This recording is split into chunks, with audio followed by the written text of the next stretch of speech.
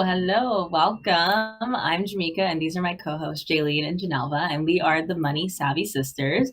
You can watch us live on Jess TV via Roku TV, Fire TV, SSH 101 TV, NCG Television Network, Twitter Live, Facebook Live, Instagram Live, and YouTube Live on the Jess TV and Jess FM pages. Or if you missed the live, that's okay. Catch us 24/7 on www.jessfm.ca. Please like our Jess TV page and invite your friends to like it too. We're going to just share our Instagrams. We do have one for the Money Savvy Sisters, and mine is Meica Miller, MEICA MILLER. Mine is Genelva Gibbs, GENELVA GIBBSS. And mine is Jaylene _Ferreira 17, JAYLENE _FERREIRA 17. Awesome. So today, everyone, we're diving deeper into the world of investment accounts, specifically the TFSA, RRSP, RESP, FHSA, and non-registered accounts. If you don't know those acronyms yet, you will learn tonight. These accounts are essentially for wealth building, planning for retirement, and saving for education, and even buying your first home. Understanding each one and how they work together is the key to maximizing your investment potential. Over the next little bit, we'll break down how these accounts can help you reach your financial goals, whether you're a first-time investor or someone looking to optimize your strategy you're already using. Let's start by discussing the tax-free savings account, the TFSA, one of the most powerful investment tools available to Canadians. The TFSA has become a favorite for many investors, and for good reason. While it's often thought as just a savings account, it's much, much more than that. So the TFSA allows for you to invest in a wide range of products like stocks, GICs, mutual funds, and it grows tax-free. What that means is the income, the dividends, the capital gains generates inside the TFSA completely tax-free. And the best part is you can withdraw the money tax-free too. So if you take the money out, you don't lose contribution. And if you take the money out, you don't lose contribution room either. It's a game changer for long-term wealth building. Absolutely. One of the most powerful aspects of a TFSA is that it allows you to save for anything. So whether that's a vacation, a home, or retirement, whatever that looks like to you, and you don't have to worry about taxes eating away your earnings. So it's especially very beneficial for those with a higher income bracket, as you won't be taxed on your investment growth. And when you take the money out, there's no taxes involved as well. So while there's no tax deduction, there is a contribution limit. So you are capped at $7,000 per year. So if you're wondering what your current limit is, I would go onto your CRA account. It'll tell you exactly for yourself how much you actually have for contribution room. And that carries over every year, as Genelva mentioned. Yes. Now let's talk a little bit about the RRSP. This is our Retirement Registered Savings Plan. It's an account that's all about your retirement savings. Unlike the TFSA, when you contribute to your RRSP, your contributions are tax deductible, which can lower your taxable income in the year you contribute. This means you might get a tax refund, which you then can use to reinvest and put towards your goals. The investment growth inside the RRSP is also tax deferred, meaning you don't pay taxes on your earnings until you withdraw the money. Ideally, in retirement is when you're in a lower tax bracket, is when people generally will pull it out. So keep in mind, if you pull it out early, it's going to be at the tax bracket you are at today. That's right. An RSP is fantastic for long-term retirement savings because of the compounding effect. Your investment grows tax deferred as long as it remains in the account. But there's something important to note, that withdrawing from the TFSA is taxed as income. That means when you start withdrawing your RSP in retirement, you'll pay tax on the money when you take it out. So you want to make sure that you're withdrawing strategically to maximize the tax hit. Yes. You're also limited to contributing up to 18% of your income each year. So also there is a maximum up to 31,000. So if someone makes, a certain amount, that's as much as possible that you can actually put into an RSP per year. Now, however, unlike a TFSA, there's no contribution room carry forward. So if you exceed the limit, there usually will be some taxes involved. So you really want to make sure that you pay attention to that. RSPs are an excellent tool for tax deferral, especially when you don't need that money right now. You need it more for retirement. It's a really great tool to be utilizing for retirement. Awesome. Next, let's get into something that's crucial for families, the RESP, our Registered Education Savings Plan. Now, this is an account specifically designed to help you save for your child's post-secondary education. One of the major benefits of the RESP is the Government's Canada Education Savings Grant, the CESG.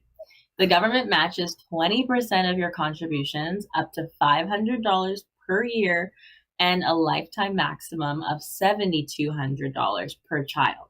It's literally free money towards your child's education. Exactly. And we love free money, especially from the government. So if you contribute $2,500 in 1 year, you'll receive a $500 match from the government. And that's just to start. The compounding of the investment growth within the RESP can be substantial, especially when you start early. And the best part is when your child uses the RESP fund for their education, the withdrawals are taxed in their hands, which is typically very low rate because students don't often have very much income. And so it's beneficial in that department.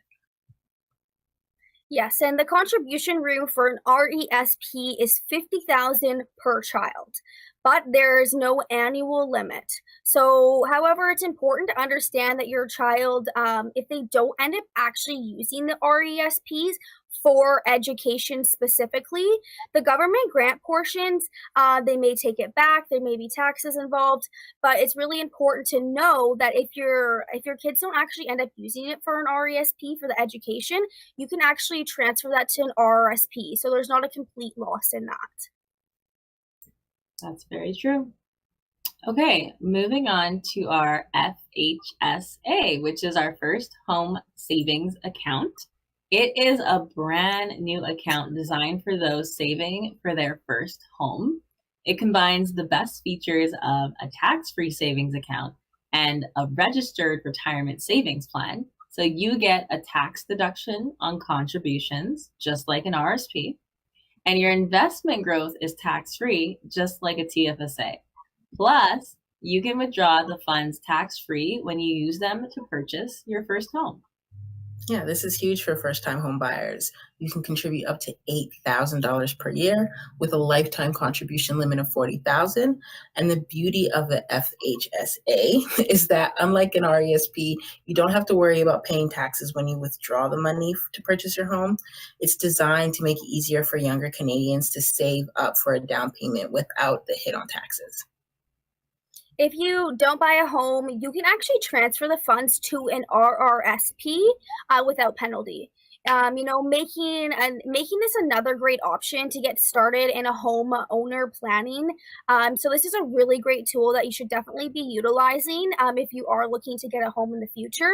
The only downside with an FHSA is if you've owned a home in the last 4 years, you can't actually qualify this. So it's really important to take advantage of these tools early on if that's definitely something that you see for yourself in the future. Yes. And also note that if you're Canadian and listening to this, most of you are used to the first time homebuyers plan out of the RRSP, where you can actually take your deposit out for your house tax free, but you have to pay that amount over the next 15 years. So that is why the FHSA is amazing, because there is no payback and the contribution you're putting in there is a tax deduction. So you do get to reduce your taxable income. Okay. Finally, let's talk about the non-registered accounts, which I feel like a lot of people are not super familiar with. These accounts don't come with the same tax benefits as a TFSA or RRSP, but they're incredibly flexible. There's no limit to how much you can contribute, and you can access the funds at any time. This makes them a great option if you've already maxed out your TFSA and your RRSP and you still want to invest. Yeah, while these accounts offer no tax deferred or tax-free growth, you'll pay capital gains on the profit when you sell the investment. Dividends and interest are also taxed, but they may still be a great option for people who need liquid. I am tongue twisted here. For people who need liquid, I can't even talk. Okay, for people who need fast Liquidity. money, there's the word. Nope, still can't say it. She said it for me. And have already taken advantage of a tax advantage account. The key is to manage the tax impact by focusing on long-term investments and that generate capital gains rather than interest. Exactly. So non-registered accounts are perfect for those looking to build wealth beyond retirement, who are already maxed out their TFSA and their RRSP contributions. This gives you flexibility that you can invest, withdraw, and use these funds for anything that you need. So they're a really great option that actually a lot of people do need to utilize. Love that. Well, let's do a little intro. No, it's too early. Yep. Let's get into some Q&As about investing, which is super exciting. We're going to start with super basic and then get a little bit more specific for you guys. So first question I love, what is investing? If you've been listening the whole time and you're like, I don't even know what investing is, I just save money. Well, investing is the process of allocating money into assets such as stocks, bonds, mutual funds, real estate, segregated funds, with the expectation of generating a profit or income over time. Okay, my question is, why should I start investing? And so investing helps grow your wealth over time by taking advantage of the power of compound interest, outpacking inflation, and preparing for long-term financial goals like retirement. And you do work hard for your money, so your money should work hard for you. Amen to that. Absolutely. Okay, my question is, what is a stock? So a stock represents ownership in a company. So when you buy shares of a company, you own a small portion of that company, and your return depends on that company's performance. Yes, gotta love the stocks. What is a bond? A bond is essentially a loan that you give to a government or corporation in exchange for interest payments over time, with the principal paid back at the end of the bond's term. My question is, what are mutual funds? So a mutual fund is a pool of money from multiple investors to invest in a diversified portfolio of stocks, bonds, other assets. There's professional managers that handle the fund's investments decisions. And so it's always nice when somebody else manages the hard stuff. Absolutely. My question is, what are segregated funds? So segregated funds are similar to mutual funds, but they come with an added benefit like principal protection and guarantees on death or maturity. So they are issued by an insurance company. Yes. Now, why should I invest in segregated funds over mutual funds? Great question.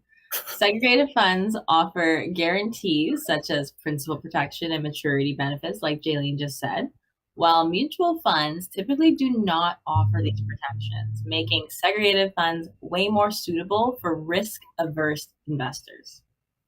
Yes. What is the difference between a tax-free savings account or a TFSA and an RRSP? And so if you were listening, a TFSA allows you to grow your money tax-free and withdraw your money tax-free, while an RSP offers tax-deferred growth and withdrawals are taxed as income. Yes. Now, another question we always get is, how much can I contribute to my TFSA?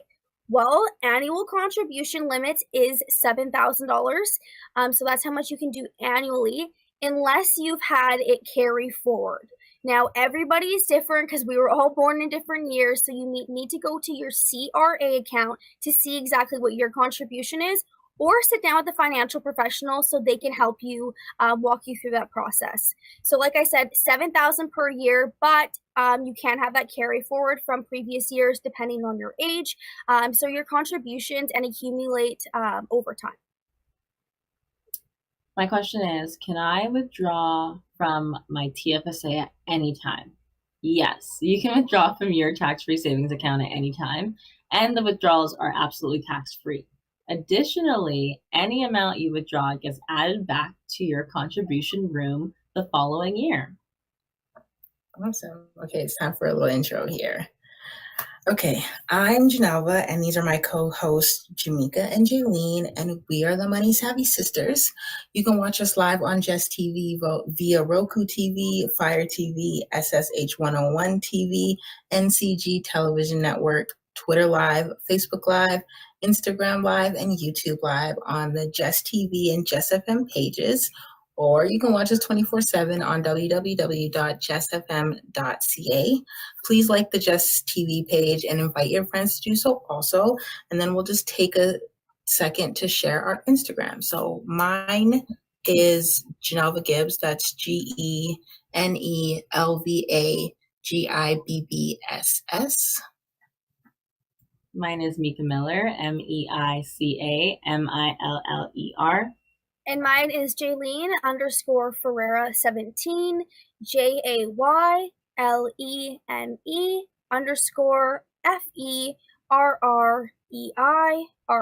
17.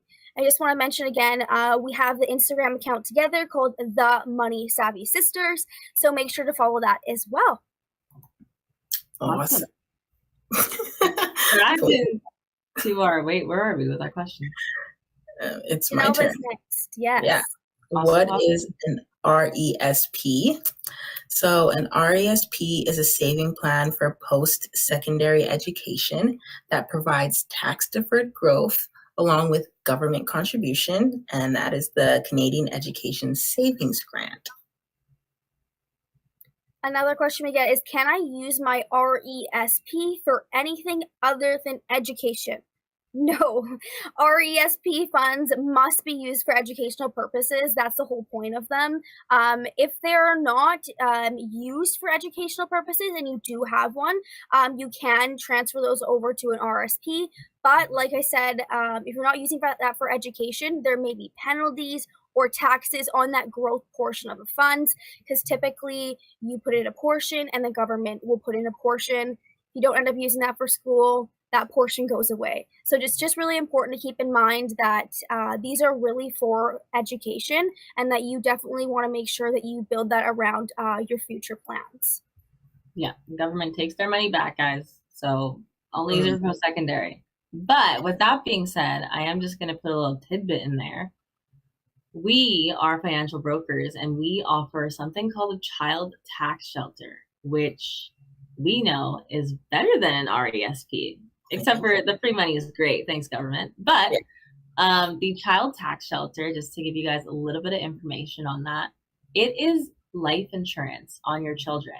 But there's an investment component that you can use for your kids' graduation, buy their first car, down payment on their first house, whatever you want to use the money for. I mean, if your kid's being a brat, you can use the money for yourself. But the point is, the money is flexible, and it's not only used for education. You can use it for other things. So if you want to learn more, like Jaylene always says, reach out to us, because you could be using an RESP and a child tax shelter at the same time. Why not have the best of both worlds, right? Yeah. Okay, moving into what is a GIC? A GIC is a guaranteed investment certificate. It is a low risk investment where you lend your money to a bank or a financial institution for a fixed period of time and they pay you interest in return, only if it's stayed in for that period of time. So keep that in mind. And the interest return is usually like 1 to 3%. True. So you're not getting a lot of return with that, but it is guaranteed. My question is why? Yes, doesn't keep up with inflation. Yes. My question is why invest in stocks if they're risky? And so while stocks can be volatile, what is going on today? What is going on today? Okay, while stocks can be risky, they offer a higher growth potential over a long period of time. Many people invest in stocks as part of a diversified portfolio and take advantage of the market growth. Yes. A lot of the time we get a question of how do I choose what stock to invest in? Well, you can choose stocks based on research, so financial health of the company, growth, industry performance, or by working with a financial professional to see what aligns with your investment goals. So that's why it's really important if you're very new to investing or even if you've had experience investing, it's really a good idea to sit down with a financial professional and really make sure that things are meeting your goals. We might make sure to do an investor profile with our clients so we can customize different things to our clients' needs. So sometimes it can feel really challenging and overwhelming. What stock do I do? Everything's very overwhelming. So sit down with us and let's take the overwhelm out of things for you and make it easy so you can have a clear path and make investing not hard at all. Love that. My question is, how do bonds work? Well, bonds pay periodic interest payments, or coupons, you might have heard the term, and return the principal at the end of the bond term. The issuer can either be a government or a corporation. Why should I invest in bonds or stocks? Or should I invest in bonds or stocks? Sorry. It depends on your risk tolerance and the time horizon, like how much time do you have? Stocks typically offer a higher return with more risk, while bonds provide more stability and predictable income. Another thing that we always suggest is diversification. So what is diversification? Diversification means spreading your investments across different types of assets. So stocks, bonds, real estate. This will reduce your risk and give you more potential for a great return over time. We always say don't put all your eggs into one basket. Obviously, that's not going to be a good idea. Another term we like to use is an elevator. If you went to an elevator with 10 to 15 strings, if one drops, there's many other to keep it up. If you have an elevator with three cables keeping you up, and one breaks, it's going to go down really fast. So that's the power of diversification, and that's why it's so important to make sure that you are properly diversifying all of your investments. Love that analogy. How much should I invest in each asset class? Well, the right allocation depends on your goals, your time horizon, your risk tolerance. A common strategy is to allocate more to riskier investments like stocks when you're young and shift towards bonds or safer assets as you near retirement. What is the difference between active and passive investing? And so active investing involves trying to beat the market by selecting individual stocks or assets, while passive investing involves buying index funds or ETFs that mirror the market, requiring less time and effort. Very true. So what is an ETF? So ETF stands for Exchange Trade Fund. So an ETF is a type of investment fund that trades on stock exchanges. So it holds assets like stocks or bonds that can be bought or sold throughout the day like a stock. Yes. What is risk tolerance? Love this because we've been talking about it, but we haven't defined it. Risk tolerance is the degree of risk an investor is willing to take in exchange for potential returns. It varies by individual and is influenced by factors like age, your financial situation, and your investment goals. So like Jaylene mentioned, we do an investor profile with all of our clients to see where their risk stands. And based on that, we invest them appropriately. Should I invest if I have debt? And that depends on the interest rates of your debt. It's generally a good idea to pay off high interest debts like credit cards first, as the return from investment might not outweigh the cost of that debt. Facts. Yes. Another question we get is, how do I assess the risk of an investment? Well, you can assess the risk by looking at the investment historical performance. So what is the volatility?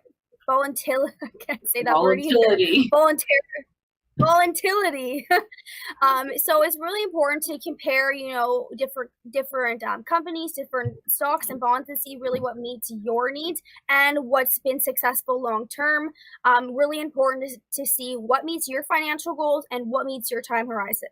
Again, why it's super, super important to sit down with a financial professional so they can walk you through this. Just makes things a lot more easier, a lot more broken down, and very, very easy to follow. So definitely reach out to us if you're looking for any help in this area. I just want to mention our services are free, and we are very excited about financial education. So please reach out to us if you guys have questions on this, because we're excited to help you. Yes. What happens if my investments lose value? Well, investments can go up or down in value. If an investment loses value, you can either hold on to it and hope it recovers, or you can sell it and cut your losses. It's essential to diversify to manage risk, but I will tell you that when you're down and you pull out, you actually lose. Instead of when you're down and you wait for the markets to recover, because they always do, then you can make back what you lost and some as well. So our personal advice, if the value of your investments are down, stay in, wait it out. Buy more. Buy more. Yes, buy more. Okay, how long should I hold on to an investment? And the length of time to hold on to investment depends on your goals. So generally, a long-term investment is 5+ years, and that allows you to ride out the market fluctuations and capitalize on that compound growth.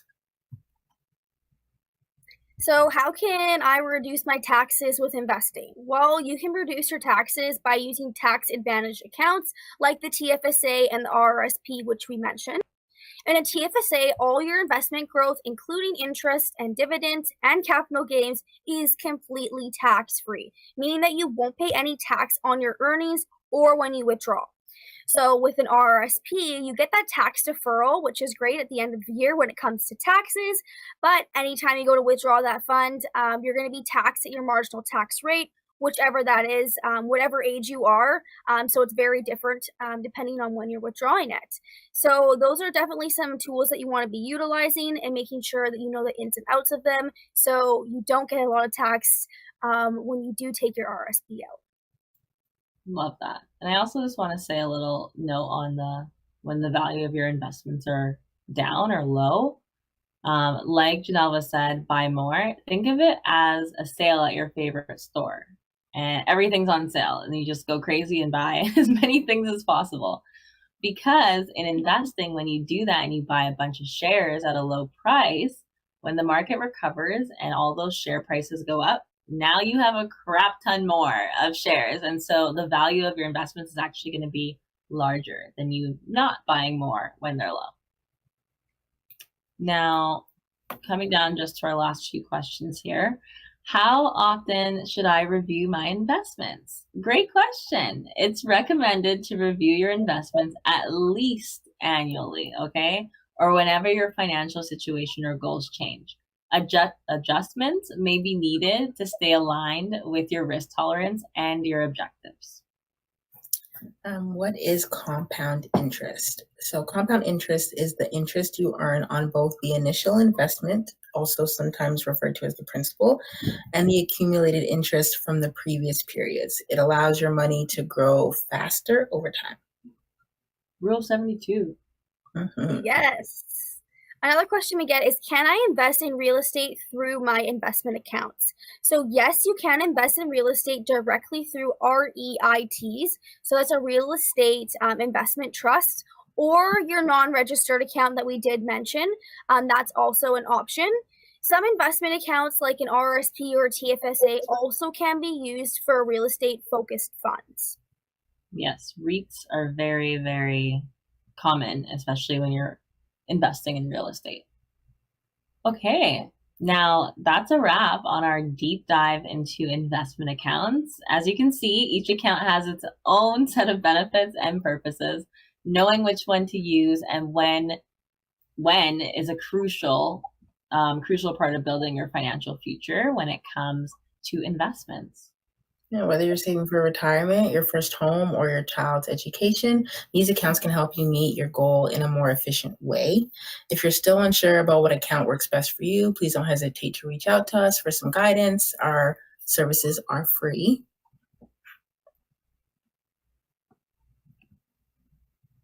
Delay. Yes, so I'm going to close out things here with a quick intro. I am Jaylene, and these are my co-hosts, Meica and Genelva.